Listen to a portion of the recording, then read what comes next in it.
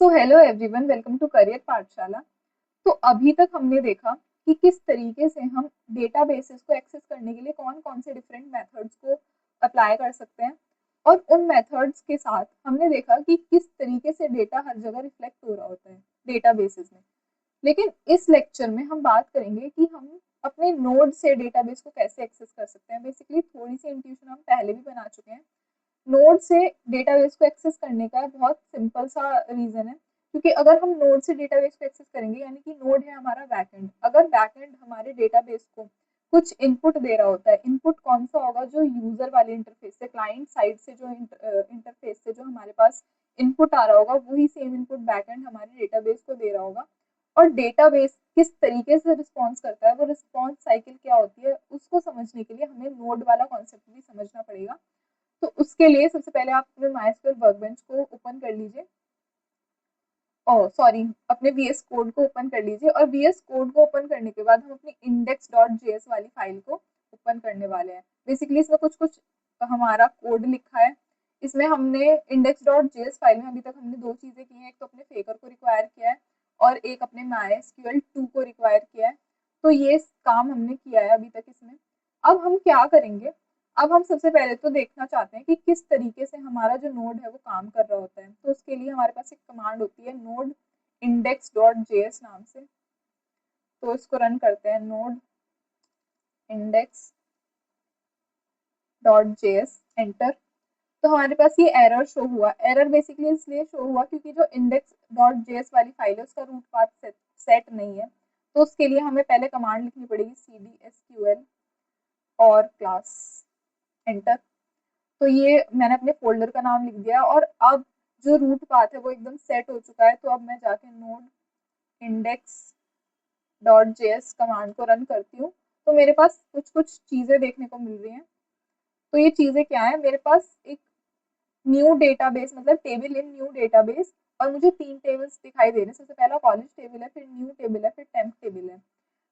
लेकिन इस ये तरीका हमने देखा कि किस तरीके से हम नोड से अपने डेटाबेस को एक्सेस कर सकते हैं। लेकिन ये जो हमें डेटा दिख रहा है, इसमें हम कुछ कुछ और चेंजेस करके देख रहे होंगे। तो हमने एक ट्राई और कैच वाला यहाँ पे मेथड लगाया हुआ है, जिसमें हमारा जो रिजल्ट है वो स्टोर्ड है। अब मैं इस ट्राई कैच वाले जो मेथड में कुछ कुछ चीजें करना चाहती हूँ। सबसे पहले तो मैं कॉन्सोल डॉट लॉग करके जो रिजल्ट है उसकी लेंथ प्रिंट करा दूंगी। तो ये हमारा रिजल्ट्स नाम से है, रिजल्ट्स डॉट लेंथ।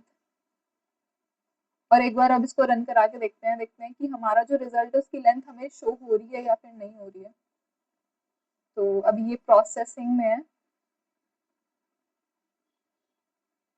और यहाँ पे हमें हमारे जो रिजल्ट की लेंथ है वो देखने को मिली। बेसिकली ये जो रिजल्ट है हमारा, ये एक एरे में स्टोर है, और इस एरे में 3 ऑब्जेक्ट्स हमें दिखाई दे रही है। सबसे पहली ये है, दूसरी ये वाली ऑब्जेक्ट है, और तीसरी ऑब्जेक्ट है हमारी टेंथ वाली।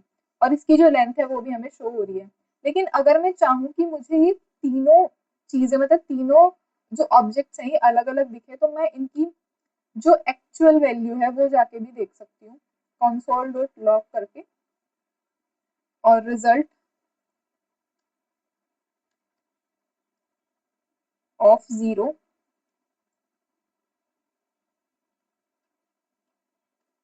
Enter, console